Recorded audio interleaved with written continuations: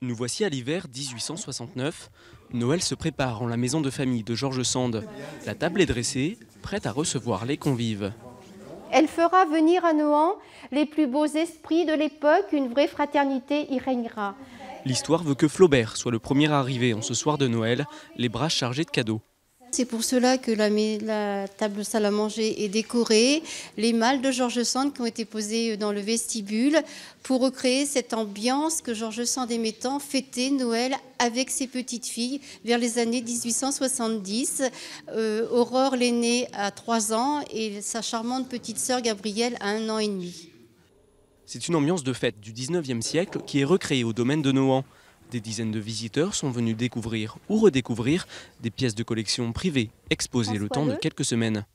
Ah, François Le Champy. Très intéressant de découvrir cette femme que l'on connaît qu'au travers de ses romans, finalement, au travers de son rythme de vie, de sa maison, toute son histoire. Extrêmement intéressant. Ouais. Une histoire marquée justement par des fêtes de Noël, pas toujours très joyeuses. Et c'est le lendemain de Noël 1821 que sa grand-mère décède à Nohant en lui prononçant ces derniers mots. Tu perds ta meilleure amie.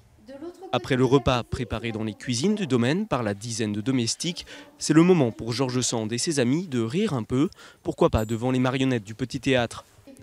C'est la 7e fois qu'Adam vient visiter la maison de l'auteur, il est toujours sous le charme. Cette fois-ci, c'est quand même différent. Ils ont mis beaucoup de choses que je n'ai jamais vues dans la cuisine et ça fait animer. C'est très bien, j'adore cette maison.